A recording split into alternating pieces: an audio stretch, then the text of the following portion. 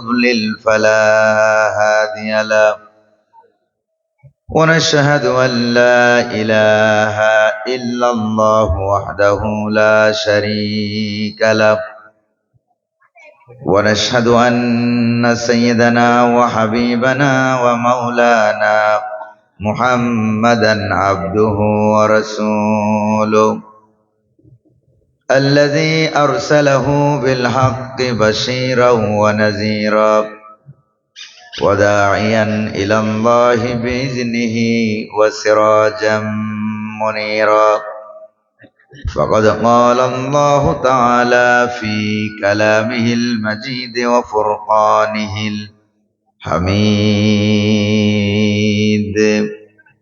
أعوذ بالله من الشيطان الرجيم بسم الله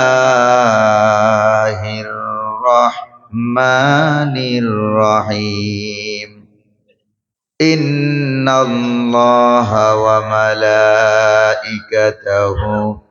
يصلون على النبي يا أيها الذين آمنوا صلوا عليه وسلموا تسليما اللهم صل على سيدنا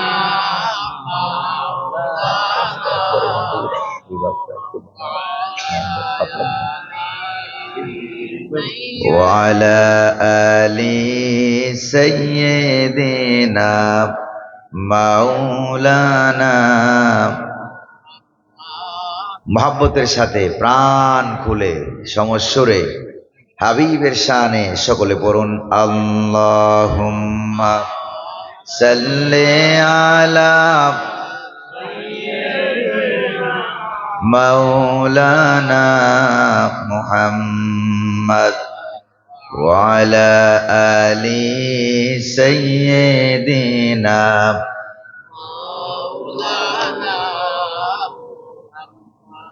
بلغ العلا بكماله كشف الدجى بجماله حسنت جميع خصاله सल्लो अलैहि है दुर्फिशानी ने तेरी कतरों को दरिया कर दिया दिल को रोशन कर दिया आँखों को बीना कर दिया बलगल उला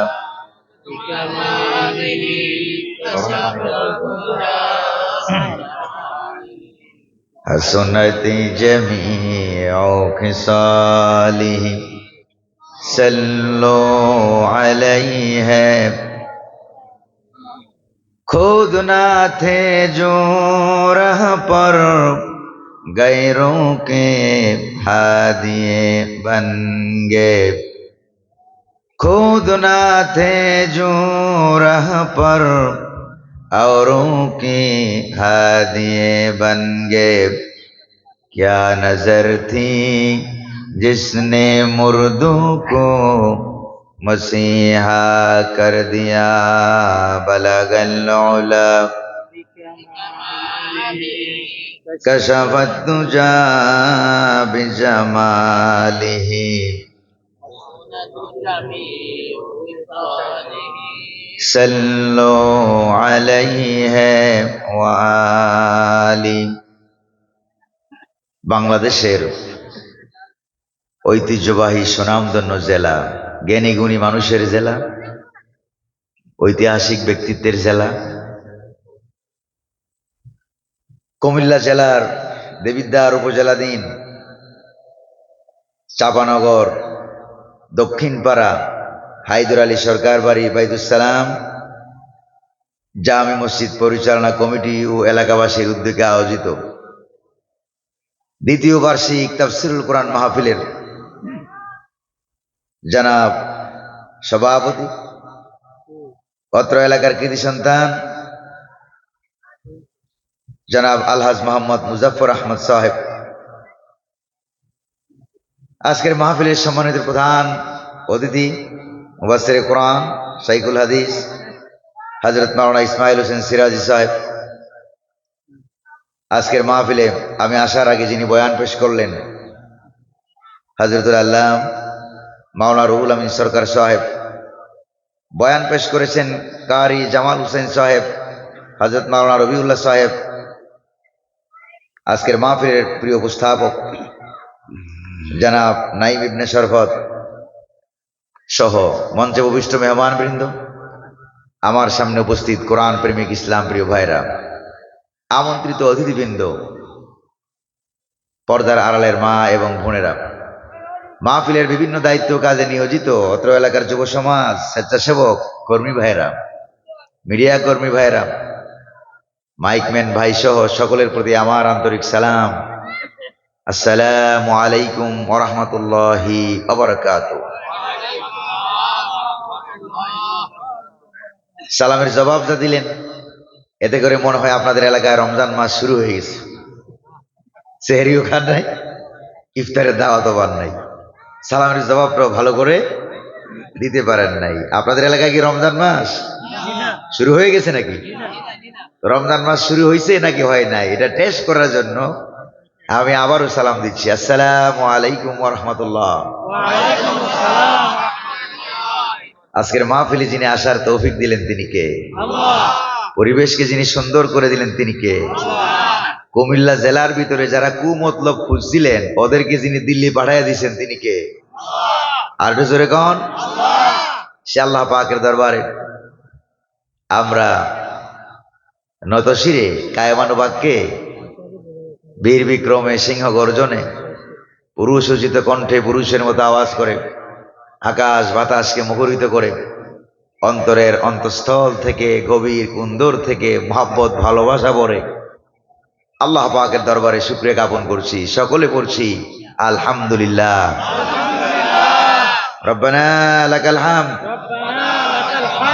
হামদান কাসীরান তাইয়িবান মুবারাকান ফি। শুকরিয়া আদায় করলাম কার? প্রশংসা করলাম কার?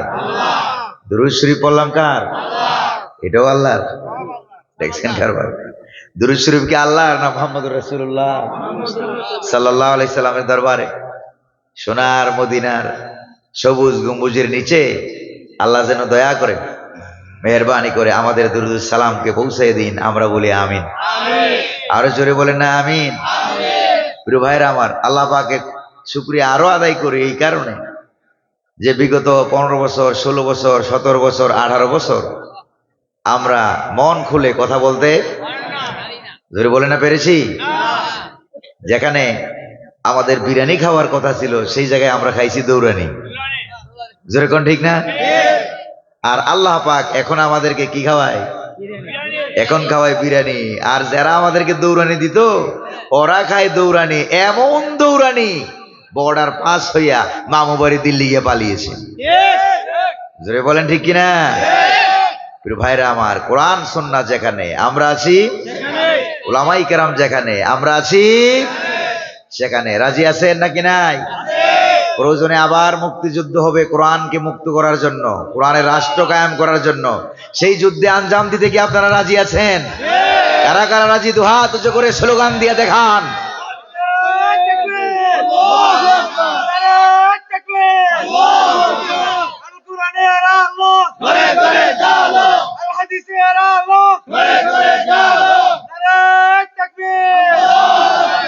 প্রিয় ভাইরা আমার, অল্প কথা বলবো, আপনারা রাগটা করবেন না তো আবার? আল্লাহ পাক যেন তার এই নগণ্য গোলামকে তৌফিক দান করুন। আমরা বলি আমিন। প্রিয় ভাইরা আমার, আজকের মাহফিলে আসতে পেরে আপনারা খুশি না বেজার? কম না বেশি? যেহেতু তাফসীরুল কোরআন মাহফিল, এই জন্য মহাগ্রন্থ পবিত্র কোরআনুল কারীম থেকে সরাসরি তেলাওয়াত করে আমরা কিছু কথা বলতে চাই। আল্লাহ পাক যেন তার এই নগণ্য গোলামকে তৌফিক দান করেন। ওমা তৌফিকি ইল্লা বিল্লাহ। পড়ুন আমার সাথে, আউযু বিল্লাহ শাইতানির রাজিম। বিসমিল্লাহির রাহমানির রাহিম। أفأمن الذين مكروا السيئات أن يخسف الله بهم الأرض أو يأتيهم العذاب من حيث لا يشعرون أو يأخذهم في تقلبهم فما هم بمعجزين أو يأخذهم على تخوف فإن ربك لرؤوف رحيم। صدق الله العظيم। মহাগ্রন্থ পবিত্র কুরআন কারীমের ১৬তম সূরা, সূরা নাহল। এই সূরার আয়াত সংখ্যা ১২৮, রুকুর সংখ্যা ১৬, আবার সিরিয়াল নম্বর ১৬। নবী করিম সাল্লাল্লাহু আলাইহি সাল্লামের হিজরতের আগে, মদিনায় যা হিজরত করার আগে এই সূরাটা নাজিল হওয়ার কারণে মুফাসসিরিনে কেরামের পরিভাষায়, উলুমুল কোরআন, কোরআনিক সায়েন্স এর পরিভাষায়, উসুলু তাফসীর এর পরিভাষায় এটাকে বলা হয় মাক্কি সূরা। জোরে বলেন না কি সূরা বলা হয়? মাক্কি সূরা। এই সূরার নাম হলো সূরা নহল। জোরে বলেন নাম কি? নাম হলো সূরা নহল। নহল শব্দের অর্থ হলো মৌমাছি, অর্থ হলো মধুমক্ষিকা। কারণ মৌমাছি এক একটা একা একা থাকে না, যেখানে থাকে হাজার হাজার লক্ষ লক্ষ থাকে। জোরে বলেন ঠিক কিনা? কারণ এই মৌমাছির সাথে আর মুসলমানদের সাথে মিল আছে নাকি নাই? কোরআন হলো মৌচাক। আগেই বলেন আল্লাহু আকবার। কোরআন হলো মৌচাক। এই যারা বসে আছে তারা হলো মৌমাছি। কোরআনের বিরোধিতা করে লাভ নাই। কোরআনুল কাছ থেকে আসেন, মধু আহরণ করেন, শরীর ভালো হবে, মাথা ভালো হবে, সমাজ ভালো হবে, পরিবার ভালো হবে, ব্যক্তি ভালো হবে, অর্থনীতি ভালো হবে, সমাজনীতি ভালো হবে, রাজনীতি ভালো হবে, দেশ ভালো হবে। জোরে বলেন ঠিক কিনা? কিন্তু এটা না করে মৌচাকে ঢিল মারবেন না, মৌচাকে ঢিল মারবেন না। মৌচাকে ঢিল মারলে পরে এই মৌমাছিরা হুল হুটাইয়া তোমাদের মামু বাড়ি দিল্লি অলরেডি পাঠাইয়ে দিয়েছে। জোরে বলেন ঠিক না ভাই? প্রিয় ভাইরা আমার, এই সূরার যেখান থেকে আমরা আয়াত তেলাওয়াত করেছি, সে আয়াতের ভিতরে, সে আয়াতের সিরিয়াল নাম্বার হলো ৪৫, ৪৬ এবং ৪৭। তিনটি আয়াত আমরা তেলাওয়াত করেছি। সে আয়াতে আল্লাহ রাব্বুল আলামিন কি বলেন দেখেন। আল্লাহ পাক বলেন, যারা নাকি আমার দ্বীন ইসলাম, উলামায়ে কেরাম এদের বিরুদ্ধে যারা ষড়যন্ত্র করে, তাদেরকে আল্লাহ পাক যদি চান তাহলে তিনি তাদেরকে সহ এই পৃথিবীর জমিনকে ধসিয়ে দিবেন, গজব দিবেন, ভূমিকম্প তিনি দিবেন, অথবা এমন দিক থেকে হঠাৎ করে আযাব তাদেরকে পাকড়াও করবে। লা ইয়াশউরুন, তারা কখনো আযাবের আগে কখনো কোনো পূর্বাভাস, কোনো টেটর পাবে না। আও ইয়াকুযাহুম ফি তাকাল্লুবিহিম ফামা হুম বিমুজিজিন, অথবা তিনি তাদেরকে তাদের চলাফেরা অবস্থায়, বাজার ঘাট করা অবস্থায়, দুনিয়াবি কাজে মত্ত থাকা অবস্থায় হঠাৎ করে তিনি তাদেরকে ধরে ফেলবেন। তার এই ধরা থেকে কেউ তাদেরকে বাঁচাইতে পারবে না। আও ইয়াকুযাহুম আলা তাখাউফিন ফাইন্না রাব্বাকা লারাউফুর রহিম, অথবা ভীত সন্ত্রস্ত অবস্থায় আল্লাহ পাক তাদেরকে পাকড়াও করবেন, ধরে ফেলবেন। নিশ্চয়ই তোমার রব হচ্ছেন রাউফুর রহিম, ক্ষমাশীল, তিনি দয়াময়। এই জন্য তিনি সব সময় ধরেন না, ধরে ধরে ধরে না, ধরলে আর ছাড়ে না। আল্লাহর মায়ের দুনিয়ার বাইর, তিনি ছাড় দেন কিন্তু তিনি কখনো ছেড়ে দেন না। প্রিয় ভাইরা আমার, এই যে আমার প্রিয় জন্মভূমি সোনার বাংলাদেশে গতকালকে সকালবেলায় 10:40 সময় যে ভূমিকম্প হয়ে গেল, আপনাদের এলাকা হয়েছে নাকি হয় নাই? যারা ফজরের নামাজটাও পড়ে নাই, ওই দিনটা যদি তাদের শেষ দিন হয়ে যেত তাহলে কি আল্লাহর দরবারে নামাজির কাতারে ওরা দাঁড়াইতে পারতো? জোরে বলে না, দাঁড়াইতে পারতো? দাঁড়াইতে পারতো না। এই জলে স্থলে পৃথিবীতে যেখানেই ভূমিকম্প, আযাব, গজব যা হয় সবগুলির জন্য দায়ী হইল গরুরা। গরু দায়ী? ছাগলেরা দায়ী? কারা দায়ী? জোরে কর না, দায়ী কারা? দায়ী হলো মানুষেরা।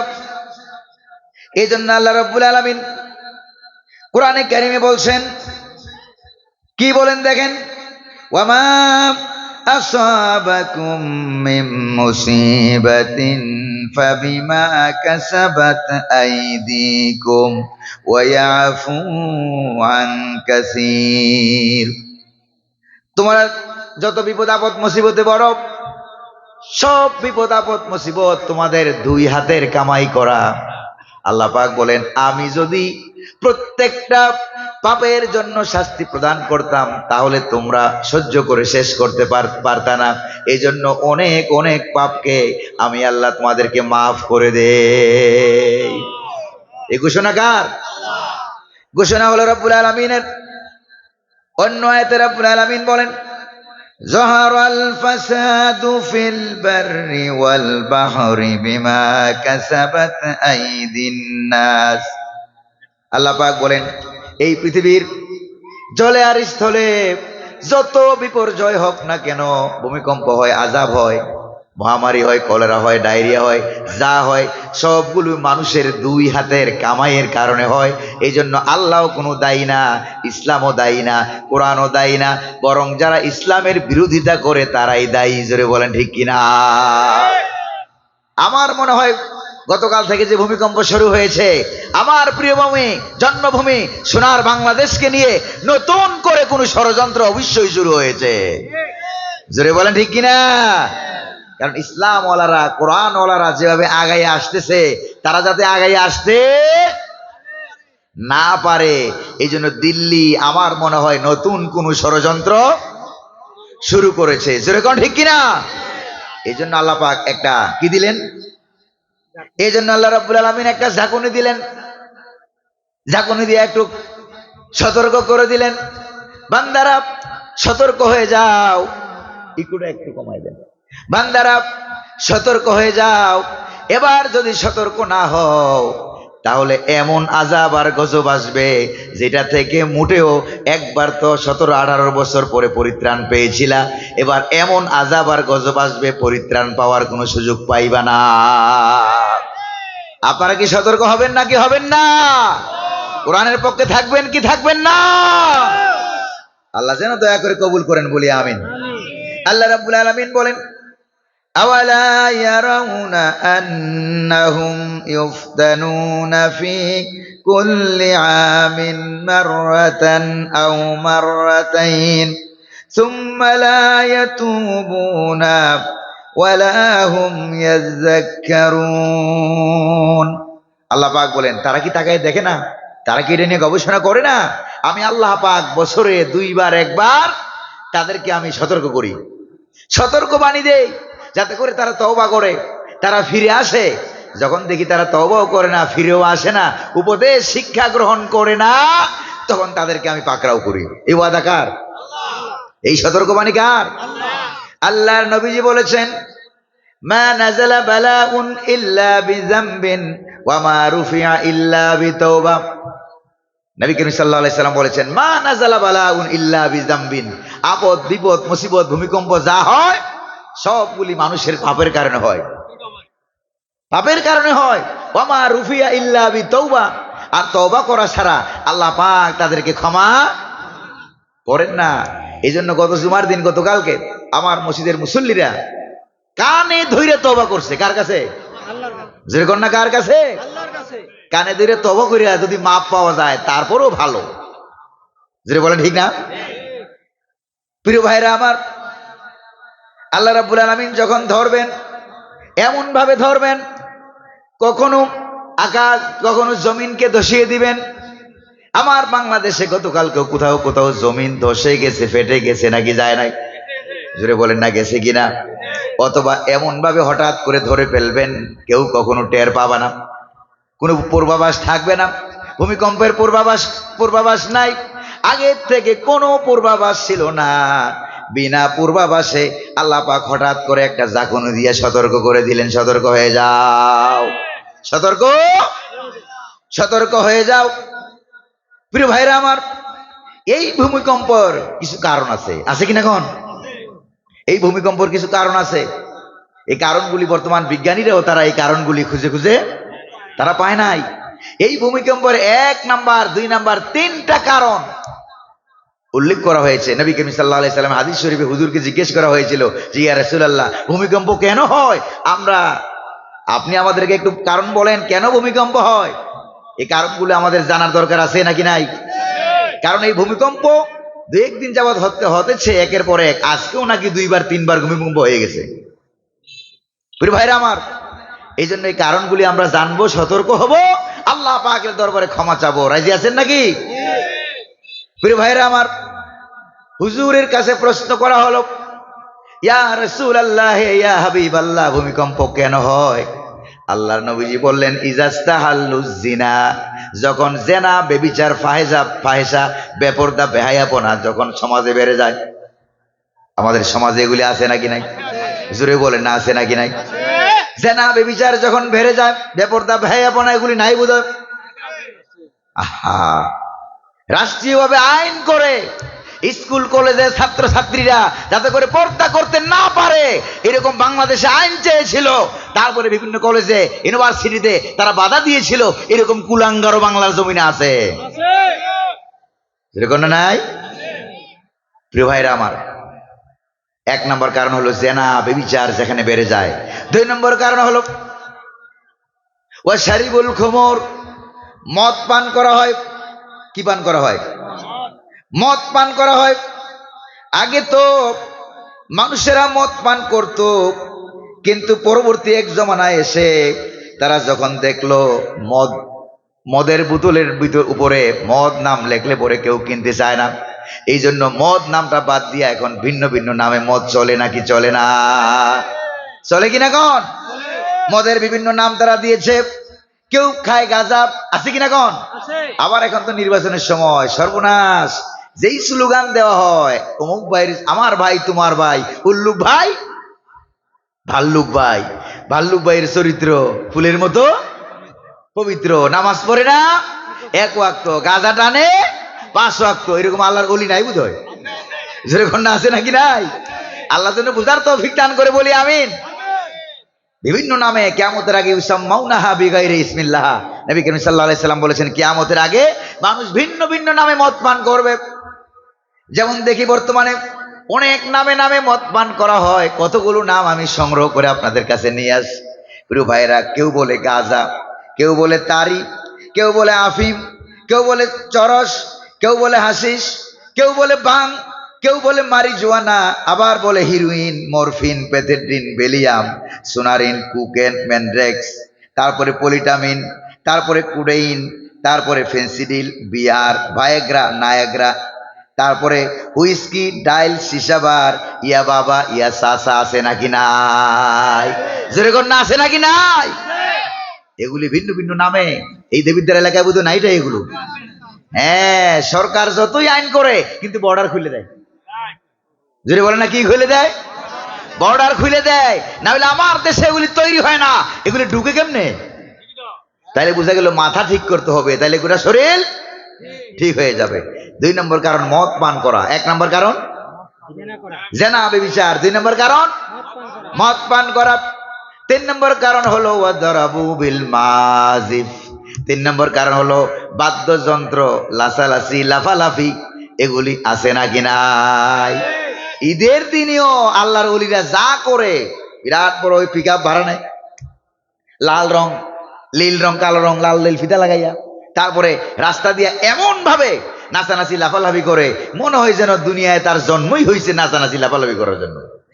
যেরকম নাউজুবিল্লাহ, এমন এমন লাভ দেয়, ব্যাঙেরাও এত লাভ জানে টানে না। এত লাফাইয়া কোনো লাভ নাই, কারণ লাফাইয়া কি আল্লাহরে পাওয়া যায়? লাফাইয়া তো আল্লাহরে পাওয়া যায়। এত লাফাস কেন রে তোরা, এত ফালাস কেন? হ্যাঁ, লাফাইয়া খোদারে পাইলে আগে পাইতো ব্যাং, ঠিক কিনা কন? লাফাইয়া খোদারে পাওয়া যায়? খোদারে পাওয়া যায় না, বরং লাফানোর কারণে ভূমিকম্প তৈরি হয়। যখন জমিনের উপরে মদ, জেনা, বেবিচার, গুনাহ, লাফালাফি, নাচানাচি, তারপরে বাদ্যযন্ত্র, এগুলি যখন শুরু হয়ে যায়, আল্লাহ পাক তখন তিনি রাগ করেন। ওয়ারাল্লাহু জাল্লা সানাহু ফি সামাই, হাদিস শরীফের ভিতরে আছে, আল্লাহ পাক তখন তিনি রাগ করেন, মারাত্মক রাগ করেন। রাগ করে পৃথিবীর জমিনকে অর্ডার দেন, জমিন আনতা জালজালি বিহিম, তোমার উপরে যেহেতু এত নাচানাচি লাফালাফি শুরু হয়েছে, এবার তুমি একটু নাচো, এবার তুমি একটু নাচো, তুমি একটু ড্যান্স দাও। জমিন যখন একটু নাচানাচি করে লাড়াচাড়ি করে, তখন তো আর বান্দার কোনো হুঁশ থাকে না, আল্লাহ আমারে বাঁচাও। জোরে বলেন ঠিক কিনা? ঢাকা শহরে ভূমিকম্পর পর পর আমি বেরিস, দেখি আশেপাশের এলাকার অবস্থাটা কি, একটু খবর নেই। এক লোক বলতেছে সবার বিল্ডিং ফাইটে গেল, আমারটা ফাটবে না। নাউজুবিল্লাহ কোন? আমি বললাম কেন ভাই আপনারটা ফাটবে না? এত দামি দামি ইট সিমেন্ট রড বালি আমি দিয়েছি। আমি বললাম এগুলি আমার আল্লাহর কাছে ঘোড়ার ডিমো না। জোরে বলেন ঠিক কিনা? আশেপাশে অনেক বিল্ডিং ফাটল ধরেছে, সে বলছে ওটা নাকি ফাটবে না। কেন ফাটবে না? অনেক ভালো ভালো মাল দিয়েছো। আল্লাহ পাক বলেন আপদ বিপদ বালা মুসিবত যখন হয়, তখন তো সমানে শুরু হয় দোয়া ইউনুস পড়া। জোরে বলেন ঠিক না? দোয়া ইউনুস পড়া সমানে শুরু হয়ে যায়। লা ইলাহা ইল্লা আনতা সুবহানাকা ইন্নী কুনতু মিনাজ জালিমিন। আল্লাহ তাআলা তুমি ছাড়া কোনো ইলাহ নাই। আল্লাহ দোয়া ইউনুস পড়া সমানে শুরু হয়ে গেছে, ঠিক কিনা গো? কালেমা পড়া তওবা পড়া শুরু হয়ে গেছে। আল্লাহ পাক বলেন এরপরে আমি যখন তাদেরকে বাঁচাইয়া দেই, ফালাম্মা নাজ্জাহুম ইলাল বাররি ইযাহুম ইউশরিকুন। আল্লাহ পাক বলেন যখন আমি তাদেরকে বাঁচাইয়া দেই, তখন তারা শিরিক করতে থাকে আর বলতে থাকে মিস্ত্রিগুলি খুব ভালো ছিল, দাদা বড় বুদ্ধিমান ছিল, শাল কাঠ দিয়ে ঘরের পিলার দিছিল, ভূমিকম্প সহনীয় স্টিল বানাইছিল। আমি বললাম ভূমিকম্প সহনীয় স্টিল যতই আবিষ্কার করা হোক না কেন, নিচের থেকে যখন মাটি আল্লাহ পাক সরাইয়া দিবেন, কোনো স্টিল ফিস্টিলে কোনো লাভ হবে না। জোরে বলেন ঠিক কিনা? তাহলে বড় বড় কারণ কয়টা? তিনটা। জোরে বলেন না কয়টা? তিনটা কারণ। এবার ভূমিকম্প থেকে যদি বাঁচতে চাই, এই তিনটা জিনিস যাতে না ঘটে, জেনা ব্যভিচার ইসলামের বিরোধিতা যাতে না হয়, ওইটা আমাদেরকে ওই পথ অবলম্বন অবশ্যই করতে হবে। রাজি আছেন নাকি নাই? প্রিয় ভাইরা আমার, যত ভালো ভালো মানুষ ধরে ধরে তারা ফাঁসি দিয়েছিল, আমরা দেখেছি শহীদ প্রেসিডেন্ট শহীদ আল্লামা দেলোয়ার হোসেন সাইদি রহমতুল্লাহ আলাই কোরআনের পাখি, যখন তাকে ইনজেকশন করে হত্যা করা হয়, তখনও পৃথিবী একটা ভূমিকম্প ঝাঁকুনি দিয়েছিল। জোরে বলেন ঠিক কিনা? তাহলে যখন পাপের কাজ বেশি হয়, ভূমিকম্প বেশি হয়। এটা কি আমার কথা না মুহাম্মদুর রাসূলুল্লাহ সাল্লাল্লাহু আলাইহি ওয়াসাল্লামের কথা? প্রিয় ভাইরা আমার, এবার আমরা দেখবো এই পৃথিবীতে সর্বপ্রথম ভূমিকম্পটা কখন হয়েছিল। দেখেন আমার হাতে একটা কিতাব আছে, এটা কিতাব আছে ভূমিকম্প সম্পর্কে আরবিতে একটা কিতাব। ইমাম জালালউদ্দিন সৈয়দী রহমতুল্লাহ আলাইহি তিনি লিখেছেন, লিখতে গিয়ে তিনি এক পর্যায়ে লিখেছেন যে আউয়ালু জালজালাতিন ওয়াকাত ফিদ দুনিয়া, এই দুনিয়ার সর্বপ্রথম ভূমিকম্প কখন হয়েছিল, কেন হয়েছিল, তিনি উল্লেখ করেছেন তার এই কিতাবের ভিতরে। কিতাবটার নাম হলো কাশফুল সালসালাম আন ওয়াসফিল জালজালা। এই কিতাবের ভিতরে তিনি উল্লেখ করেছেন, ইমাম আউজাইদ রাহিমাহুল্লাহ থেকে তিনি হাদিস বর্ণনা করেছেন, তিনি উল্লেখ করেছেন যে এই পৃথিবীতে সর্বপ্রথম ভূমিকম্প কখন হয়, যে ইয়াউমা কাতালা কাবিলু হাবিলা রাজাফাতিল আরদু সাবাতা ইয়াম। আল্লাহু আকবার বলেন। যেদিন আদম আলাইহিস সালামের ছেলে মিস্টার কাবিল তার ভাই হাবিলকে হত্যা করেছিল, সেই দিন থেকে একাধারে 7 দিন এই পৃথিবীতে ভূমিকম্প হয়েছিল। কয়দিন? অন্যায়ভাবে হত্যা করা হয়েছে। হাবিল আল্লাহর আইন মানে নাই, কাবিল মেনেছে। কাবিল আল্লাহর আইন মানে নাই, হাবিল আল্লাহর আইন মেনেছে। আল্লাহ যাকে বলেছেন তাকেই সে বিবাহ করার জন্য রাজি হয়েছিল, আল্লাহর হুকুম মেনেছিল, আইন মেনেছিল। এই জন্য হযরতে হাবিলের কুরবানি যিনি কবুল করেছিলেন তিনি কে? আল্লাহ। আর কাবিলের কুরবানি কবুল হয় নাই, এই জন্য সে তার ভাইকে হত্যা করার জন্য দৌড়ে গেল, গিয়ে তার ভাইকে সে হত্যা করে ফেললো। তারপরে রক্ত মাটি খায় নাই। আল্লাহু আকবার বলেন। 7 দিন পর্যন্ত ভূমিকম্প হয়েছিল। 7 দিন পর্যন্ত যেরকম টাটকা রক্ত ওইরকম ছিল। 7 দিন পর্যন্ত পৃথিবী ভূকম্পন থরথর করে কেঁপেছিল। আর কি হয়েছিল? সুম্মা শারিবাতিল আরদু দামাহু, এরপরে 7 দিন পরে এই পৃথিবীর মাটি হযরতে হাবিলের রক্তগুলিকে শোষণ করেছিল। আল্লাহু আকবার গণ। ভাইরা আমার, তাইলে এই পৃথিবীতে সর্বপ্রথম ভূমিকম্প শুরু হয়েছে পাপের কারণে। জুড়ে বলেন না কিসের কারণে? আর বর্তমান বিজ্ঞানীরা কি বলে জানেন? আমার কথা বুঝতে কি আপনাদের কষ্ট হয় নাকি? বুঝতে কি আপনাদের কষ্ট হয়? বর্তমান বিজ্ঞানীরা বলেন যে কেন ভূমিকম্প হয়, তার কারণ হলো এই পৃথিবীটা অনেকগুলি প্লেটের উপরে আছে। এটা সত্য, অনেকগুলো প্লেটের উপরে আছে, মাটির নিচে অনেকগুলি বিরাট বিরাট প্লেট আছে। এই প্লেটের কথা আল্লাহ পাক কোরআনে কারিমে উল্লেখ করেছেন, ওয়াস-সামা যাতির রাজঈ ওয়াল আরদি যাতিস সাদঈ, আমি শপথ করি ওই জমিনের যে জমিন প্লেট বিশিষ্ট। জোরে কোন সুবহানাল্লাহ। আজকে আমি দেখলাম এই পৃথিবীতে প্রায় বড় বড় প্লেট আছে মাটির নিচে, প্রায় 7-8টি প্লেট আছে। এবং এই 7-8টি প্লেটের মধ্যে আবার অনেকগুলো খণ্ড ছোট ছোট প্লেট আছে। ছোট ছোট প্লেটের সংখ্যা প্রায় 12,000। কত হাজার? এক প্লেট যখন আরেক প্লেটের সঙ্গে ধাক্কা লাগে, তখন একটার সাথে আরেকটা কম্পন তৈরি হয়, তখন ভূমিকম্প শুরু হয়। বিজ্ঞানীরা এই কারণগুলি তারা আবিষ্কার করেছে। কিন্তু প্লেটটা কেন ধাক্কা লাগে, বিজ্ঞানীরা ধরন আবিষ্কার করেছে, কিন্তু কারণ আবিষ্কার করতে পারে না। এই প্লেটটা নড়াচড়া করে কেন, এক প্লেট আরেক প্লেটের সাথে ধাক্কা খায় কেন, এটা বিজ্ঞানীরা এখন আবিষ্কার করতে পারে নাই। এটা আবিষ্কার করেছেন মুহাম্মদুর রাসূলুল্লাহ সাল্লাল্লাহু আলাইহি ওয়াসাল্লাম। আল্লাহু আকবার বলেন। প্রিয় ভাইরা আমার, এজন্য এই ভূমিকম্প যে কারণগুলিতে হয়, এই কারণগুলি যাতে না ঘটে, জেনা ব্যভিচার, তারপরে হলো মদ, অবাধে মদ পান, নেশা জাতীয় দ্রব্য পান করা, খাওয়া, এরপরে হলো আরেকটা জানি কি, দোল বাজানো, বাদ্যযন্ত্র বাজানো, নাচানাচি লাফালাফি করা আল্লাহর জমিনে, এই বড় বড় কাজগুলো আর পাপের কাজগুলো বন্ধ করার দরকার আছে নাকি নাই?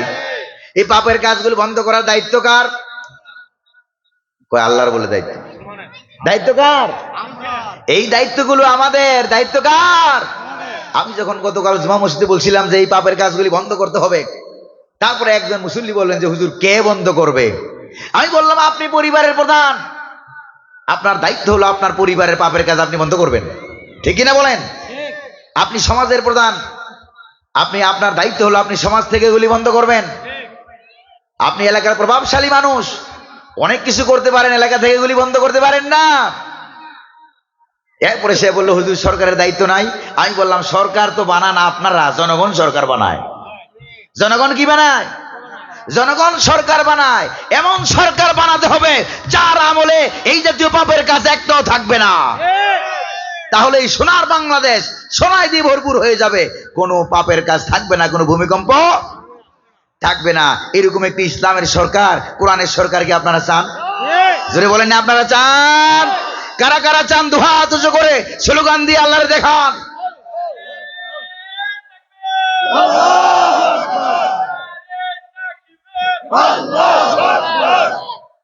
প্রিয় ভাইরা আমার, যত বেশি করে জেনা ব্যভিচার, কাটাকাটি, মারামারি, হানাহানি, লাশ, খুনের পর খুন হবে, চাঁদাবাজি হবে, ততক্ষণ পর্যন্ত আল্লাহর গজব থেকে আমরা মুক্তি পাবো না। বিগত 54 বছরে আমরা এটা দেখছি নাকি দেখি নাই? প্রিয় ভাইরা আমার, যদি আমরা এই খারাপ কাজে বাধা না দেই তাহলে কি হবে? তাহলে কি হবে ভালো করে খেয়াল করেন নাকি আপনারা? যদি বাধা না দেই তাহলে কি হবে? আর বাধা দেওয়ার জন্যই কিন্তু আল্লাহ পাক মুসলমান বানিয়েছেন দুনিয়াতে। আল্লাহু আকবার বলেন। কুনতুম খায়রা উম্মাতিন উখরিজাত লিন-নাস তা'মুরুনা বিল মা'রুফি ওয়া তানহাউনা আনিল মুনকার। আল্লাহু আকবার বলেন। তোমরাই শ্রেষ্ঠ জাতি, তোমাদেরকে এই পৃথিবীতে পাঠানো হয়েছে সৎ কাজের আদেশ দিবা আর অসৎ কাজ থেকে মানুষদেরকে ফিরিয়ে রাখবা। ইসলাম মানবা তো মানবা, 1 আনা 2 আনা না, 16 আনা মানতে হবে। জোরে কোন কয় আনা? আরো জোরে বলেন না কয় আনা? প্রিয় ভাইরা আমার, আমি যে জামাটা গায়ে দিয়ে আসছি আপনাদের এখানে দেখেন না, এই জামা গায়ে দেওয়া আমার হাতে, আমি যদি পুরো জামা গায়ে না দিয়া একটা হাতা গায়ে দিয়ে আসতাম তখন আপনারা আমার দিকে তাকায় কি বলতেন? ও বুঝছিলাম, ভালো মানের বক্তা টক্তা বুধ হয় মিশরে আল আজহার বিশ্ববিদ্যালয় থেকে পড়ে আসছে। এখন তো দেখি এক হাতা গায়ে দিয়ে আসছে, পুরো জামা ঝুলতেছে, তার মানে মাথার স্ক্রু ঢিলা। জোরে বলেন ঠিক কিনা? এরপরে যুবক ভাইরা, আজকে যারা মাহফিলে আসছো, প্যান্ট পরে পায়জামা পরে, প্যান্ট পায়জামা ঠ্যাং থাকে কয়টা? ঠ্যাং কয়টা? দুইটা ঠ্যাং না পড়িয়া যদি একটা ঠ্যাং পরে আসতো আর একটা ঠ্যাং ঝুলতো, এবার আশেপাশের যুবকরা দেখলে কি বলতো কোন তো আপনারা? পাগল বলতো, ঠিক না? প্রিয় ভাইরা আমার, পায়জামার এক ঠ্যাং পরে আরেক ঠ্যাং না পড়লে যদি পাগল হয়, জামার এক হাতা পরে আর এক হাতা না পড়লে, পুরা জামা গায়ে না দিলে যদি পাগল হয়, তাহলে যারা ইসলামের এক ঠ্যাং মানে আর এক ঠ্যাং মানে না, এক হাত মানে আর এক হাত মানে না, তারা কি ভালো মানুষ না পাগল? দুঃখের বিষয় হলো সত্য, এই পাগলেরা আমার দেশ চালিয়েছে 17 বছর। যদি বলেন ঠিক না ভাই? নামাজ রোজা হজ যাকাত এগুলি দিয়ে হবে ইসলাম? এগুলি থাকবে ধর্মের জায়গায়, আর অর্থনীতি সমাজনীতি রাজনীতি রাষ্ট্র এগুলি চলবে আমার আব্বার কথা মতো। রাষ্ট্রের মালিককে চিল্লে বলেন না, আকাশের মালিককে আরেকটু জোরে বলেন, জমিনের মালিককে। এগুলি যদি আল্লাহর হয়, সৃষ্টিকার আল্লাহর, আইন চলবে কার? আলা লাহুল খালকু ওয়াল আমর। আল্লাহ পাক বলেন সাবধান জেনে রাখো, সৃষ্টি যার, আইন চলবে ওই আল্লাহ। প্রিয় ভাইরা আমার, এবার আরেকটা জিনিস খেয়াল করেন, এই যে দুইটা হাত, হাতগুলি দুইটা জায়গা মতে আছে না? দুইটা পা জায়গা মতে আছে না? চোখ দুইটা জায়গা মতে আছে নাকি নাই? চোখ দুইটা যে এই জায়গায় দিলেন, এই আইনটা কার? কান দুইটা জায়গা মতে আছে, এই আইনটা কার? কান দিয়ে শুনি, চোখ দিয়ে আমরা দেখি, হাত দুইটা জায়গা মতে আছে, ঠ্যাং দুইটা জায়গা মতে আছে, এই আইনটাও তো আমার আল্লাহর, ঠিক কিনা বলেন?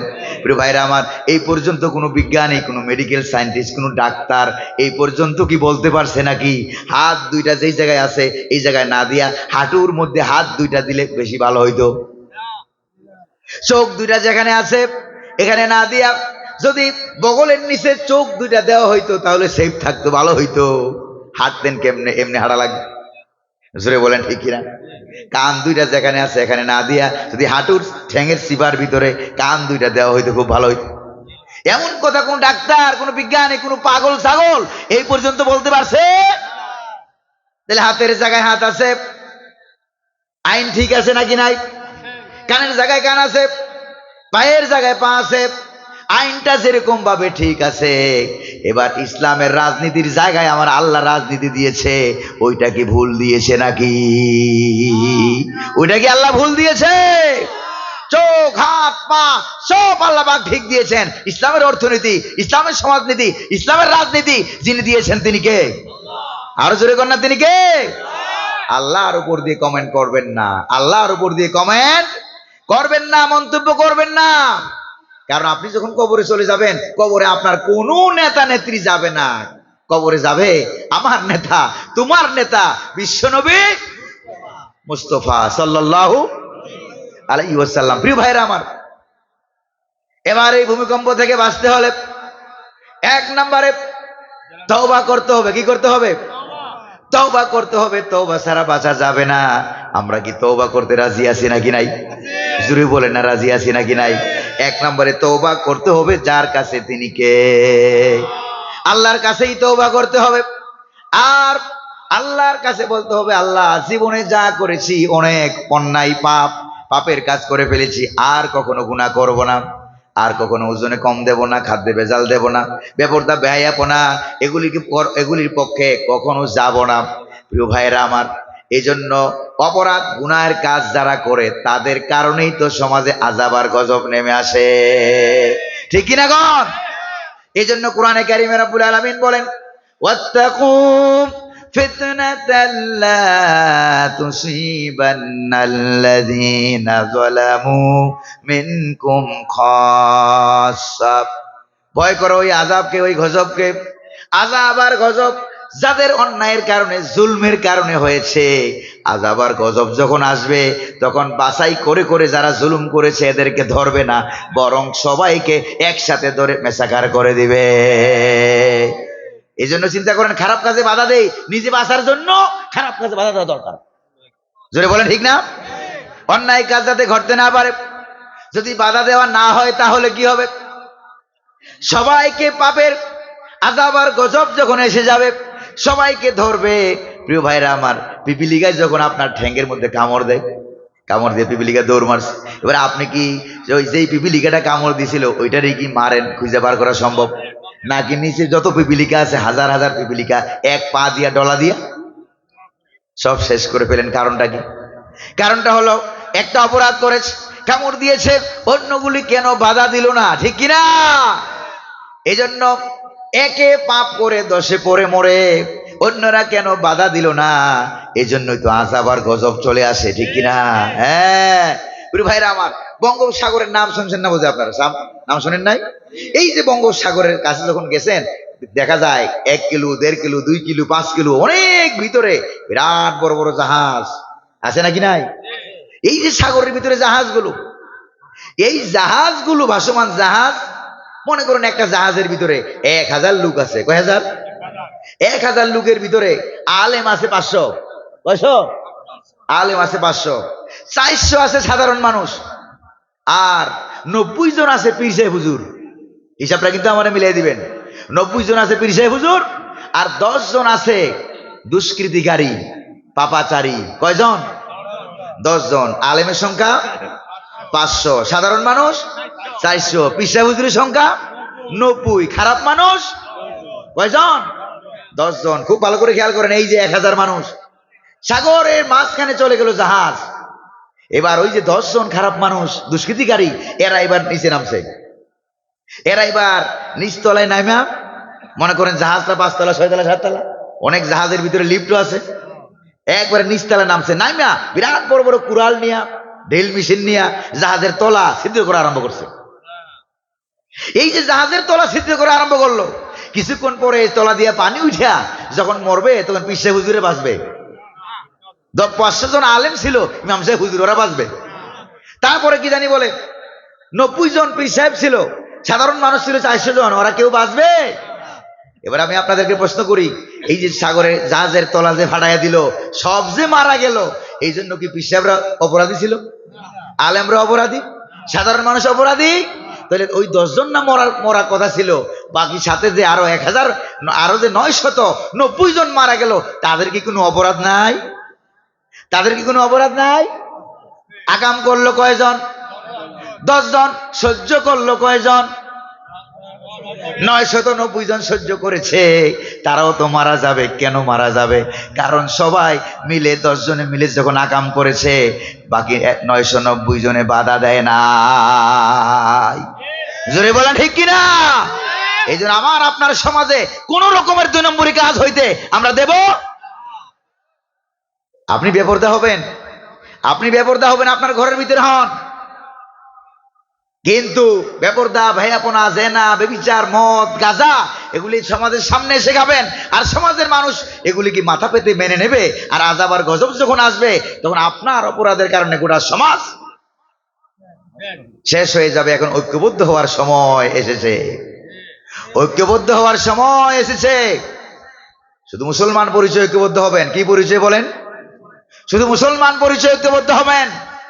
ঐক্যবদ্ধ হয়ে দিন ইসলাম দিয়া কিভাবে মেম্বার হয়, কিভাবে চেয়ারম্যান হয়, কিভাবে এমপি হয়, কিভাবে মন্ত্রী হয়, অর্থনীতি হয়, সমাজনীতি হয়, রাজনীতি হয়, দেশ পার্লামেন্ট সংসদ ভবন কেমনে হয়, সিদ্ধান্ত নেওয়ার সময় এসেছে। জোরে বলেন ঠিক কিনা? আরো জোরে বলেন ঠিক কিনা? চূড়ান্ত সিদ্ধান্ত সময় মোতাবেক নিতে হবে। যদি সময় মোতাবেক সঠিক সিদ্ধান্ত নিতে না পারেন, তাহলে আবার বঙ্গোপসাগরে নিক্ষিপ্ত জাহাজের মতো তলা ছিদ্র হওয়া জাহাজের মতো আবার হাবুডুবু খেয়ে মরতে হবে। জোরে বলেন ঠিক না? এই জন্য আমরা কি হাবুডুবু খেয়ে মরতে রাজি আছি? মরতে রাজি আছি? হযরত ইউনূস আলাইহিস সালামের সময় তিনি যে এলাকায় দাওয়াতি কাজ করতেন, সেখানে তিনি দাওয়াত দিলেন, একটা মানুষও কালিমা লা ইলাহা ইল্লাল্লাহর দাওয়াত একজনও শুনল না। হযরত ইউনূস আলাইহিস সালাম রাগ করলেন, রাগ করে এই এলাকা ছেড়ে তিনি অন্য এলাকায় সাগর পাড়ি দিয়ে চলে যাবেন। আর যাওয়ার সময় বলে গেলেন, আমার কথা তো শুনো নাই, কালেমা গ্রহণ করো না, 3 দিনের মধ্যে আল্লাহর পক্ষ থেকে আযাব আর গজব চলে আসবে। কয় দিনের মধ্যে? 3 দিনের মধ্যে আযাব আর গজব চলে আসবে। এই আযাব আর গজব যখন এসে পড়বে সইতে পারবে না, এই কথা বলে তিনি তার দাওয়াতি এলাকা ছেড়ে অন্য এলাকায় সাগর পাড়ি দিয়ে চলে যাচ্ছেন। এলাকাবাসীর লোকেরা মনে করলো আল্লাহ নবী তো জীবনেও মিথ্যা কথা বলে না। নবীরা কখনো মিথ্যা কথা বলে? ওজনে কম দেয়, খাদ্যে ভেজাল দেয়? কোন নবীর আমল নামায় কোনো গুনাহ নাই। আল্লাহু আকবার বলেন। এই জন্য নবীদেরকে কবরও প্রশ্ন করা হয় না, হাসরে আমল নামাই দেওয়া হবে না, প্রশ্ন করা হবে না। বিনা হিসাবে আল্লাহ পাক নবীদেরকে জান্নাত দান করবেন। প্রিয় ভাইরা আমার, হযরত ইউনূস আলাইহিস সালাম চলে যাচ্ছেন। এলাকার পাশে এবার মনে মনে ভাবলো, আল্লাহর নবী যেহেতু চলে গেছে রাগ করে, বলে গিয়েছে 3 দিনের ভিতরে আযাব আর গজব আসবে, অবশ্যই তো আসবে। এই আযাব আর গজব থেকে বাঁচার তো কোনো উপায় নাই, কারণ নবীরা কখনো মিথ্যা বলে না। এবার এলাকাবাসী সকলে মিলে ঐক্যবদ্ধ হয়ে গেল। ঐক্যবদ্ধ হয়ে তারা এক মাঠে চলে গেল, নারীরা আরেক মাঠে, পুরুষেরা আরেক মাঠে, শিশুরা আরেক, গাভীগুলি একদিকে, বাছুরগুলি আরেক দিকে। এবার বাচ্চারাও কান্দে, মায়েরও কান্দে, বাবারও কান্দে, নারী কান্দে, পুরুষ কান্দে, পশু পাখিগুলো যেন সাথে সাথে কান্না আরম্ভ করলো। কান্দতে কাঁদতে তারা এবার আল্লাহ পাকের দরবারে তওবা করে ফেললো। আর তারা বলল যে আল্লাহ, তোমার প্রতি ঈমান আনলাম, জীবনে আর কখনো খারাপ কাজ করব না। আযাব একবারে এসে গেছিল কাছাকাছি, আল্লাহ পাক তখন তাদের উপর থেকে আযাবকে তিনি উঠাইয়া নিলেন। সুবহানাল্লাহ। তাদের উপর থেকে আযাবকে উঠাইয়া নিলেন, তাদেরকে মাফ করে দিলেন, ক্ষমা করে দিলেন। আর ইউনূস আলাইহিস সালাম যে সাগর পাড়ি দিয়ে এলাকা থেকে যাচ্ছিল, এই কিস্তি যখন সাগরের মাঝামাঝি গেল, গিয়া কিস্তি বন্ধ হয়ে গেছে। এক মুরব্বী মানুষ ছিল সারেং, সে বলল কিস্তি বন্ধ হয় সাগরের মাঝে গিয়া, এইরকম আমার কিছু অভিজ্ঞতা আছে। কোনো পলাতক আসামি যদি থাকে, আছে না কোরআনে তাফসীরে, কোন পলাতক আসামি যদি থাকে, তাইলে সাগরের মাঝামাঝি গিয়া কিস্তি বন্ধ হয়ে যায়, সেটা আর চলে না। এই পলাতক আসামি কি সে তো স্বীকার করবে না। এবার লটারি দেওয়া হলো, লটারিতে 1 নম্বরে নাম উঠলো হযরত ইউনূস আলাইহিস সালাম। বলল যে ইউনূস তো অনেক ভালো মানুষ, তিনি তো এই কাজ করতে পারেন না, কাজেই আবার লটারি দাও। দ্বিতীয়বার দেওয়া হলো, ইউনূস আলাইহিস সালামের নাম উঠে গেল।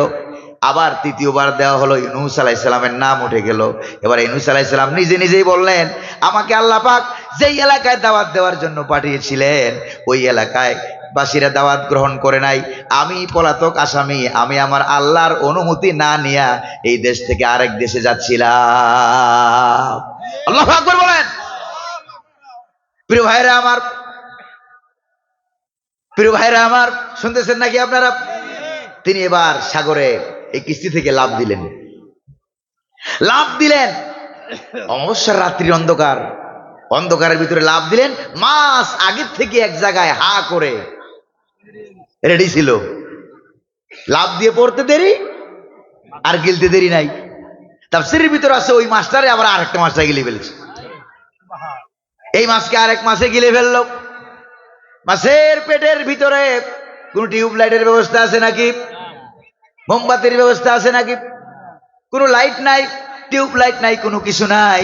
মাছের পেটের ভিতরে অন্ধকার, সাগরের পানির তলের অন্ধকার, নিচের অন্ধকার, আবার অমাবস্যা রাত্রির অন্ধকার। এই বহুমাত্রিক অন্ধকারের ভিতরে বসে হযরত ইউনূস আলাইহিস সালাম যার ডাক দিলেন, তিনি কে?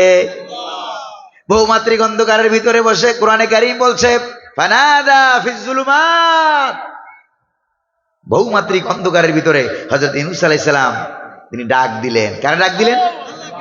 তাফসীর ইবনে কাসিরের ভিতরে আছে, ডাক দেওয়ার আগে তিনি মাছের পেটের ভিতরেই তিনি আল্লাহকে সিজদা করলেন। আল্লাহু আকবার বলেন। সিজদা করলেন আর বললেন, ইয়া রব, ও আমার রব, সাজাদতু লাকা ফি মাউদাইন লাম ইয়াসজুদ ফিহা আহাদুন ক্বাবলি। আয় আল্লাহ, এমন জায়গায় তোমারে আমি সেজদা দিয়েছি, আমার আগে এই পৃথিবীতে এমন জায়গায় কেউ তোমারে সেজদা করতে পারে নাই।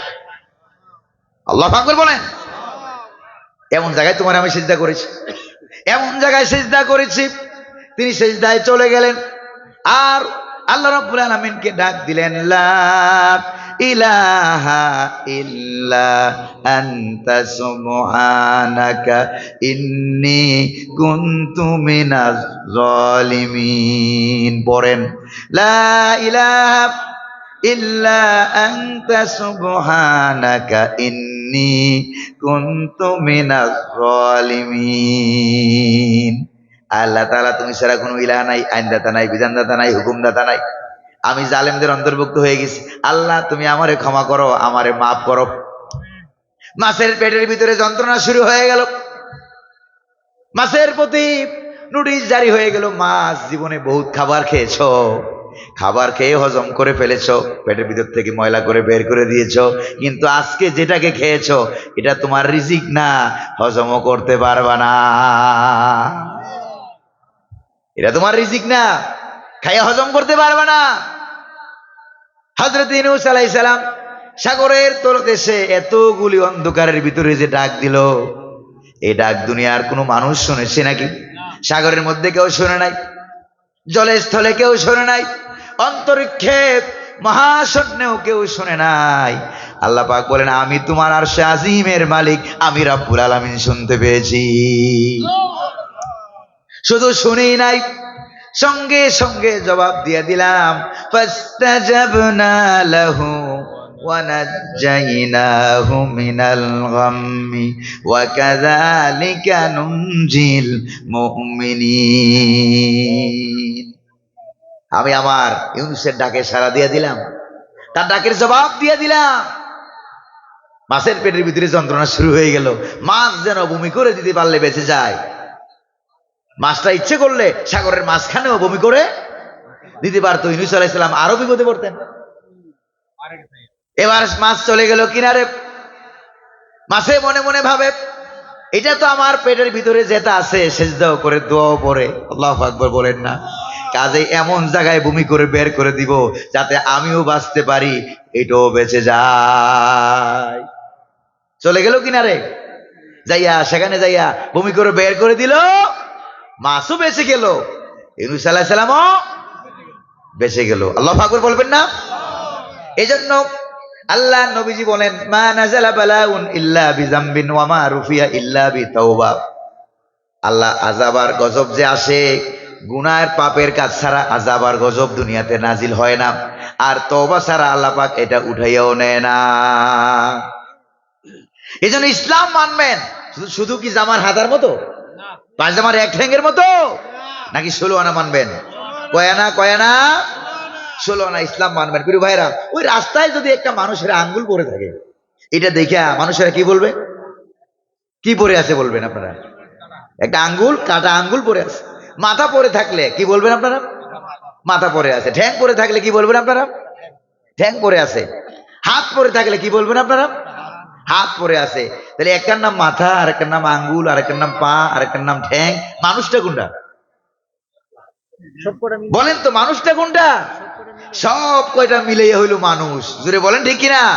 তো সব কয়টা মিলাইয়া যেরকম মানুষ, এইবার 16 আনা মিলিয়ে যেরকম মানুষ, এবার আপনার জন্ম থেকে শুরু করে মৃত্যু পর্যন্ত, রান্নাঘর থেকে শুরু করে পার্লামেন্ট পর্যন্ত, যা যা আপনার জীবনের দরকার, আপনার ব্যক্তি, আপনার পরিবার, আপনার সমাজ, আপনার রাষ্ট্র, অর্থনীতি, সমাজনীতি, রাজনীতি, সবগুলি মিলেই হচ্ছে ইসলাম।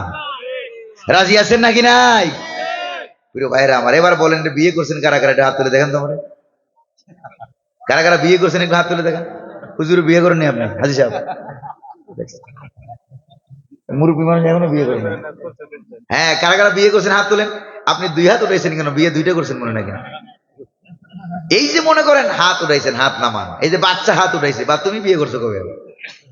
দেখছেন, বিয়ে যারা করছেন, ইমাম সাহেব হুজুর আসছে, খতিব সাহেব হুজুর আসছে, আইসা বিয়ে পড়াইছে, ঠিক কিনা? অমুকের মেয়েকে আপনার নিকাহে, বিবাহে সফর্দ করা হলো, এত টাকা মোহরানার বিনিময়ে। রাজি থাকলে বলেন বিসমিল্লাহে কবুল কবুল বলেন নাই, বিসমিল্লাহ কবুল বলছেন। আবার কবুল বলতে অনেকে লজ্জাও পায়, নাকের রুমাল দিয়ে বসে আছিলেন, এখন আবার অনেকে লজ্জা পাইতেছে কবুল বলতে, ঠিক কিনা? মনে হয় যে এখন আমি ঢাকাতে এসে আবার বিয়ে পড়াইতেছি। এই যে বিসমিল্লাহ কবুল বললেন, এই যে বিসমিল্লাহ কবুল বললেন, স্ত্রীও বললো কবুল, স্বামীও বললো, স্বামী আর স্ত্রী হয়ে গেল, স্ত্রী বাড়ি নেওয়া হলো। এরপরে কিছুকাল পর হঠাৎ করে স্বামী ঘরে এসেছে, আয়সা দেখে ঘরটাও গুছালো, বাচ্চা হয়েছিল, বাচ্চাটাও গুছালো, বাচ্চারা খাবার দাবার নাই, রান্নাও করে না, মশারিটাও খাটায় না। এবার স্বামী বলছে, কেন তুমি রান্নাও করলো না, খাবার খাবো কোত্থেকে, মশারিও খাটাও না, বিছানাও ঠিক নাই, ঘরও ঠিক নাই, ব্যাপারটা কি? এবার স্ত্রী যদি বলে, আমি তো মৌন সম্মতি হইয়া মনে মনে কবুল বলছিলাম বা শোনাই আলহামদুলিল্লাহ বিসমিল্লাহ বলছিলাম, কিন্তু তোমার মশারি খাটাই দেওয়া লাগবে, বাচ্চারা এরকম গোসল করাই দেওয়া লাগবে, ঘর বাড়ি পরিষ্কার করা লাগবে, রান্না বান্না করা লাগবে, এত কথা আমি বলি নাই। বিবাহ টিকবে? বিবাহ টিকবে? আবার উল্টাটা দেখেন, বাবা, স্ত্রীর বাবার বাড়ি থেকে মেহমান আসছে, আত্মীয় স্বজন আসছে, স্বামী বেচারা বাজারেও যায় না, স্ত্রী অসুস্থ হয়েছে, তার চিকিৎসাটাও করে দেয় না, ডাক্তারের কাছেও নিয়েও যায় না, জামা কাপড়ও কিনে টিনে দেয় না। এবার স্ত্রী বলল, ওগো প্রাণের স্বামী, কেন এগুলি কিনে টিনে দেও না? আমি শুধু বিসমিল্লাহ কবুল বলেছিলাম, তোমার জামা কাপড় কিনে দেওয়া লাগবে, অসুস্থ হলে ডাক্তারের কাছে নিয়ে লাগবে, তোমার বাবার বাড়ি থেকে মেহমান আসবে, এত কথা আমি বলি নাই, আমি শুধু কবুল বলছিলাম। এবার কি বিবাহ টিকবে? কথা বলেন না আপনারা, এবার কি বিবাহ টিকবে? বিবাহ থাকবে না, সারাসারি হয়ে যাবে। এইটা যেরকম ভাবে বুঝেছেন, তার মানে হলো স্বামী যখন বলেছে কবুল, কাবিল তু, কবুল করলাম, গ্রহণ করলাম, স্ত্রী যখন বলেছে কবুল, স্বামী আর স্ত্রী একজনের দুঃখ কষ্ট ভালোবাসা মহব্বত, তারপরে বাজার ঘাট ব্যবসা বাণিজ্য শান্তি শৃঙ্খলা, বাসা বাড়ি, তারপরে চিকিৎসা, চিকিৎসা থেকে শুরু করে আত্মীয় স্বজনের মেহমানদারি থেকে শুরু করে সবগুলো কবুলের ভিতরে ঢুকেছে না ঢুকে নাই? ঢুকেছে না ঢুকে নাই? এটা যেরকম ভাবে কবুলের ভিতরে ঢুকে গিয়েছে, 16 আনা ঢুকে গিয়েছে জীবন আর মরণ, ঠিক অনুরূপ ভাবে আপনি যখন স্বীকার করেছেন লা ইলাহা ইল্লাল্লাহু মুহাম্মাদুর রাসূলুল্লাহ, যখন আপনি স্বীকার করেছেন আল্লাহ ছাড়া কোনো ইলাহ নাই, কোনো আইনদাতা নাই, বিধানদাতা নাই, হুকুম করতে নাই, লালন করতে নাই, পালন করতে নাই, কে ছাড়া? আর মুহাম্মাদুর রাসূলুল্লাহ, আল্লাহর রাসূল, এইটা যখন আপনি স্বীকার করেছেন, এটা স্বীকার করার সঙ্গে সঙ্গে আপনার কি এই কথা বলার অধিকার আছে নাকি যে এই কালেমা দিয়ে অর্থনীতি হবে? এটা আমি মানি না। এই কালেমা দিয়ে রাজনীতি হবে? এটা আমি মানি না। এই কালেমা দিয়ে দেশ হবে? এটা আমি মানি না। এইটা বলার অধিকার কি আপনার আছে নাকি? যেরকম না আছে নাকি? স্বামী স্ত্রীর সম্পর্ক যেরকম থাকবে না, ঠিক অনুরূপ ভাবে আল্লাহর সাথে ইমানের সম্পর্ক না থাকার কারণে মুনাফিক হয়ে মরতে হবে। যেরকম ঠিক কিনা? মুনাফিক হয়ে মরতে কি রাজি আছেন? প্রিয় ভাইয়েরা আমার, ক্বালা রাসূলুল্লাহ সাল্লাল্লাহু আলাইহি ওয়াসাল্লাম, আল্লাহর নবীজি বলেন, লা তাজালু লা ইলাহা ইল্লাল্লাহ, তোমরা কখনো কালিমায়ে লা ইলাহা ইল্লাল্লাহ থেকে দূর হইও না, কারণ এটা এমন একটা কালিমা তামনাউল ইবাদা মিন সাখাতিল্লাহ, এই কালিমাটায় আল্লাহর গজব থেকে, আযাব থেকে, মহামারী থেকে, ভূমিকম্প থেকে, আযাব আর গজব থেকে এই কালিমা তৈয়বা তোমারে বাঁচাইয়া দেবে। কখন বাঁচাবে? এই কালিমা তৈয়বা কখন বাঁচাবে? মালাম ইউসিরু সাফকাতা দুনিয়াহুম আলা দীনিহিম, যতক্ষণ পর্যন্ত দুনিয়াবি কাজকে দ্বীনের উপরে, ইসলামের উপরে প্রাধান্য না দিবে, অর্থাৎ ব্যবসা বাণিজ্য করতে গেছে ইসলাম সেখানে খুঁজে, চাকরি বাকরি করতে গেছে সেখানে ইসলাম খুঁজে, বিবাহ শাদী করাইতে গেছে সেখানে ইসলাম খুঁজে, তারপরে বাজারঘাট করতে গেছে সেখানে দিন খুঁজে, ইসলাম খুঁজে, তারপরে দাড়িপাল্লা হাতে নিয়েছে সেখানেও ওজনে কম দেবে না, খাদ্য ভেজাল দেবে না, সেখানেও ইসলাম খুঁজে, ইমান খুঁজে, দিন খুঁজে, মিথ্যা কথা বলবে না, সেখানেও ইমান খুঁজে, ইসলাম খুঁজে, অর্থনীতিতে, সমাজনীতিতে, রাজনীতিতে, রাষ্ট্রনীতিতে, নির্বাচনে, ইলেকশনে, সব জায়গায় দিন খুঁজে, ইসলাম খুঁজে, ইমান খুঁজে। এটাই হলো কালেমায়ে তৈয়বার উপরে অটল থাকা। বলেন ঠিক কিনা? তাহলে আযাব আর গজব থেকে বাঁচাইয়া দিবেন কে? আল্লাহ পাক বাঁচাইয়া দিবেন। আর যদি ওয়াইজা সারু সাফকাতা দুনিয়াহুম আলা দীনিহিম হুম্মা ক্বালু লা ইলাহা ইল্লাল্লাহ, আর যখন প্রাধান্য দেয় কালেমায়ে তৈয়বাকে, তৈয়বার উপরে মুখে মুখে বলে কালেমায়ে তয়্যিবা লা ইলাহা ইল্লাল্লাহ মুহাম্মাদুর রাসূলুল্লাহ, আবার যখন বলে, ভালো করে খেয়াল করেন, আবার যখন দিন ইসলামের উপরে দুনিয়াবি মানব রচিত তন্ত্র মন্ত্র স্বৈরতন্ত্র মতবাদ এগুলিকে যখন প্রাধান্য দেয়, ইসলাম যখন না মানে, তখন ফারাদ্দাহাল্লাহু ইলাইহিম, তখন আল্লাহ পাক যে কালেমাটা সে পড়েছে তার কালেমা তাকে আল্লাহ পাক ফেরত দেয়। কারবার দেখছেন? এ আল্লাহ যখন বলে লা ইলাহা ইল্লাল্লাহ, আর ইসলাম 16 আনা মানতে রাজি না, রাজনীতির ক্ষেত্রে ইসলাম মানতে রাজি না, এরকম যখন হয় আল্লাহ পাক ফারাদ্দাহাল্লাহু ইলাইহিম, তখন আল্লাহ পাক এই কালিমাটা তাকে ফেরত দেন, তার দিকে ছুঁড়ে মারেন। নাউজুবিল্লাহ কোন? আল্লাহ পাক তার কালিমা ফেরত দেন। আর রব্বুল আলামিন তখন বলেন তোমারটা কালেমায়ে তয়্যিবা না, তোমারটা হলো কালেমায়ে খাবিসা। কালেমা কয় প্রকার? জোরে বলেন না, কয় প্রকার? একটা হলো কালিমায়ে তয়্যিবা, আরেকটা হলো কালিমায়ে খাবিসা। জোরে কোন ঠিক না? কোরআনে কারিমে রব্বুল আলামিন বলেন আলাম তারা কাইফা দারাবাল্লাহু মাসালান কালিমাতান তাইয়্যিবা কাশাজারাতিন তাইয়্যিবা আসলুহা সাবিতু ওয়া ফারউহা ফিস সামা। আল্লাহু আকবার বলেন। আল্লাহ রাব্বুল আলামিন বলেন কালেমায়ে তাইয়্যিবার উদাহরণ হলো বিরাট বড় একটা গাছের মতো, যেই গাছ উপরিভাগ ফুলে ফলে সজ্জিত, ছায়াদার শানদার গাছ, আর মূল গোড়াটা এরকম শিকড়, এরকম মজবুত, মাটির নিচে গাড়া, এটা নাড়া দিলেও পড়ে না, ফাঁসির রশির টানে কল্লা ছিঁড়ে গেলেও আল্লাহ ছাড়ে না। আল্লাহ আকবার বলেন। এইটা হলো কালেমায়ে তয়্যিবা। সারা দুনিয়ার মানুষ এই গাছ থেকে ফল খাবে, এই গাছ থেকে সুঘ্রাণ নিবে, ফুল থেকে সুঘ্রাণ নিবে, এই গাছের নিচে সারা দুনিয়ার মানুষ আশ্রয় নেবে আর নেবে। এই গাছের ফুলে আর ফলে ছায়াদার জায়গায় কোনো অভাব লাগবে না। আল্লাহু আকবার বলেন। আরেকটা হলো কালিমায়ে খবিসা। কালিমায়ে খবিসা অপবিত্র কালিমা। ওয়া মাসালু কালিমাতিন খবিসা কাশাজারাতিন খবিসাতিন ইজতুসাত মিন ফাওকিল আরদ মা লাহা মিন করার। আরেকটা হলো কালিমায়ে খবিসা, এটা মুনাফিকি কালিমা। কি কালিমা? এটা মুনাফিকি কালিমা। এটা হলো কালিমায়ে খবিসা। এটার গাছটাও দুর্বল, মূল গোড়া বলতে কোনো কিছু নাই, বাতাসের আগে সে পড়ে যায়, শুয়ে যায়। প্রিয় ভাইরা আমার, এই জন্য এটাকে বলা হয় কালিমায়ে খবিসা। এই কালিমায়ে খবিসা কখনো মানুষকে আল্লাহর গজব থেকে আর আযাব থেকে বাঁচাইতে পারবে না।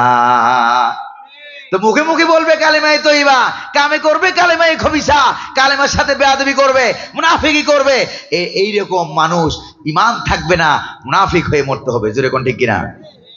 তাহলে কালিমায়ে তয়্যিবা দিয়া ওই বিসমিল্লাহ কবুলের মতো 16 আনা যেরকম কবুলে ঢুকে গেছে, এরকম কালিমার ভিতরে 16 আনা জীবন ঢুকাইতে রাজি আছেন নাকি নাই?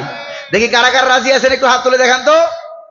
কালিমার ভিতরে 16 আনা, কালিমা দিয়া 16 আনা। এই জন্য আল্লাহ রাব্বুল আলামিন বললেন ইয়া আইয়ুহাল্লাযীনা আমানু দুখুলু ফিস সিলমি কাফা। ও বিশ্বাসীরা, তোমরা যারা ঈমান এনেছো শোনো, তোমরা কি করবা জানো? তোমরা দিন ইসলামকে 16 আনা মানবা, ইসলামের ভিতরে পূর্ণাঙ্গভাবে পরিপূর্ণভাবে প্রবেশ করো। আল্লাহু আকবার বলেন। ইসলামের ভিতরে পরিপূর্ণভাবে 16 আনা প্রবেশ করো। তোমরা ইসলামের ভিতরে, দ্বীনের ভিতরে। চিল্লায় কোন আল্লাহু আকবার। আরো জোরে বলেন আল্লাহু আকবার।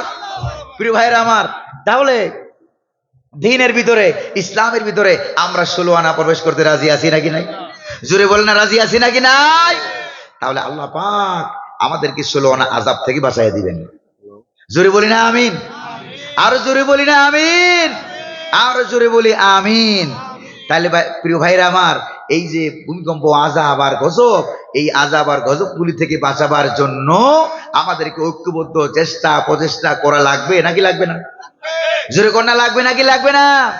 এরপরে আমাদেরকে সবাই একত্রিত হয়ে ঐক্যবদ্ধভাবে কোরআনের পক্ষে, এই কোরআনুল কারীমের পক্ষে কাজ করতে হবে। রাজি আছেন নাকি নাই? রাজি আছেন নাকি নাই? তাহলে পরকালে হাসরের ময়দানে এই কোরআন সুপারিশ করে করে জান্নাতে নিয়ে যাবে। আল্লাহু আকবার বলেন। প্রিয় ভাইরা আমার, আর যদি বাধা না দেন, কি না দেন, বাধা যদি না দেন, আর তওবা করে খারাপ কাজ যদি বাধা না দেন, তওবা করে যদি ফেরত না আসেন, তাইলে কিন্তু মারাত্মক অসুবিধা আছে নাকি নাই? প্রিয় ভাইরা আমার, এই জন্য আল্লাহ রাব্বুল আলামিন বলেন, ওয়াতুবু ইলাল্লাহি জামিআন আইয়ুহাল মুমিনুনা লাআল্লাকুম তুফলিহুন। হে বিশ্বাসীরা, তোমরা যারা ঈমান এনেছো, শোনো, সকলে মিলে আল্লাহর কাছে তওবা করো, সবাই মিলে আল্লাহ পাকের কাছে তওবা করো।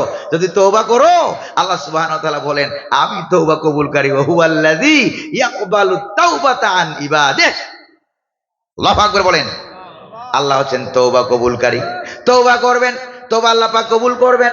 প্রিয় ভাইরা আমার, আল্লাহ পাক এমন খুশি হয়ে যায়, এমন রাজি হয়ে যায়, যখন মানুষেরা তওবা করে ফিরে আসে, আল্লাহ পাক এত খুশি হয়, এত রাজি হয়। আলহামদুলিল্লাহ বলেন না? জোরে বলেন আলহামদুলিল্লাহ। বুখারী শরীফের হাদিসের ভিতরে আছে যে এক লোক মরুভূমির ভিতরে যাচ্ছিল, মরুভূমির ভিতর দিয়ে গিয়ে সে হাঁটতেছে, চলাফেরা করতেছে, একবারে এক পর্যায়ে চতুর্দিকে ধুধু মরুভূমি, আর মরুভূমি, বাড়িঘর কোনো কিছু দেখা যায় না। মিশরে যখন আমি পড়েছি তখন দেখেছি সাহারা মরুভূমি, তো আমি গেছি, বিরাট বড় মরুভূমি, আশেপাশে কোনো বাড়িঘর দেখাও যায় না।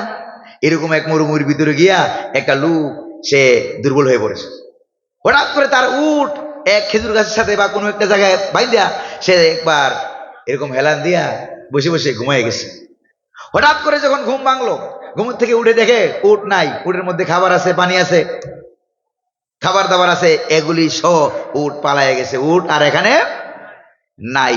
এবার নবী করিম সাল্লাল্লাহু আলাইহি সাল্লাম বলেন, সাহাবীরা বলো তো দেখি এই লোকটা কেমন পেরেশানি হয়। কয় যে হুজুর, এই লোকের পেরেশানি তো কোনো শেষ নাই, মরা ছাড়া কোনো গতি যাবে কোন দিকে? কোন এলাকায় কোনো লোকালিটি নাই, দেখাও যায় না। এবার আবার হতাশ হয়ে চুপচাপ বসে ঘুমিয়ে গেছে। ঘুমের থেকে হঠাৎ চোখ খুলে দেখে ওই যে উটটা হারাইয়া গিয়েছিল, উটটা আবার ফেরত আসছে। সুবহানাল্লাহ। উট ফেরত এসেছে, খাবার দাবার যা ছিল তাও ফেরত এসেছে। নবীজি বললেন, সাহাবীরা বলো তো দেখি হারানো উট পাইয়া ওই লোকটা কেমন খুশি হয়। কই তার খুশির তো কোনো শেষ নাই, মনে হয় যে হারানো জীবন সে ফিরে পেয়েছে। নবীজি বলেন, আমার সাহাবীরা, কোন বান্দা যখন গুনার পাপের কাজ করতে করতে অনেক দূরে যখন চলে যায়, আবার যখন সে ফিরে আসে, হারানো উট পাইয়া উটের মালিক যেরকম খুশি হয়, আমার আল্লাহ রাব্বুল আলামিন হারানো বান্দার তওবা করা ফিরে আসার মাধ্যমে হারানো বান্দাকে পাইয়া আমার আল্লাহ এর থেকে আরো অনেক অনেক বেশি খুশি হয়। আল্লাহু আকবার বলেন। প্রিয় ভাইরা আমার, তাহলে আমরা তওবা করব। আমরা কি করব? তওবা করব। সকলে পড়েন, আস্তাগফিরুল্লাহ, আস্তাগফিরুল্লাহ, আস্তাগফিরুল্লাহ। বলেন, আল্লাহুম্মা আনতা রাব্বি লা ইলাহা ইল্লা আনতা খালাকতানি ওয়া আনা আবদুক ওয়া আনা আলা আহদিক ওয়া ওয়া'দিকা মাস্তাতাতু আউযু বিকা মিন শাররি মা সানাতু আবুউ লাকা বিনি'মাতিকা আলাইয়া ওয়া আবুউ বিযামবি ফাগফিরলি ফাগফিরলি ফাইন্নাহু লা ইয়াগফিরুয যুনুবা ইল্লা আনতা। এটাকে বলা হয় সাইয়্যিদুল ইস্তিগফার। তওবা করার এর থেকে বড় দোয়া আর নাই। সাগরের ফেনা পরিমাণ গুনাহ হোক, আসমান পরিমাণ গুনাহ হোক, যত গুনাহ হোক না কেন, আমরা তওবা করলাম, জীবনে আর নামাজ কাজা, মিথ্যা কথা, ওজনে কম, খাদ্যে ভেজাল, ইসলাম বিরোধী শক্তিকে সাহায্য সহযোগিতা করব না, সমাজে খারাপ কাজ হইতে দেব না, বাধা প্রদান করব। রাজি আছেন? রাজি আছেন? তারা একটু হাত তুলে দেখান তো। আল্লাহ পাক আমাদেরকে কবুল করুন, এই মাহফিলকে কবুল করুন। সকলে বলি আমিন, আরো জোরে বলি আমিন। হাযা মা ইনদি ওয়াল ইলমু ইনদাল্লাহ। প্রিয় ভাইরা আমার, আমার এলাকা, আমার জন্মস্থান কিন্তু কুমিল্লা। টাকি না ঢাকা? জন্মস্থান কোথায়? কুমিল্লা। আমিও কুমিল্লার সন্তান, আপনারও কুমিল্লার সন্তান। জোরে বলেন ঠিক না? প্রিয় ভাইরা আমার, আল্লাহ রাব্বুল আলামিন যেন আমাদের আজকের এই মাহফিলে কবুল করেন। আজকের মাহফিলের সম্মানিত প্রধান অতিথি মাওলানা ইসমাইল হোসেন সিরাজি হুজুর এসে গেছেন। এই জন্য আমার সময় যা বরাদ্দ দেওয়া ছিল সে অনুযায়ী আমি ছেড়ে দিলাম। আল্লাহ রাব্বুল আলামিন আমাদেরকে কবুল করুন, মঞ্জুর করুন, বলি আমিন। ওয়া আখিরু দাওয়ানা আলহামদুলিল্লাহি রাব্বিল আলামিন। আসসালামু আলাইকুম ওয়া রাহমাতুল্লাহি ওয়া বারাকাতুহু।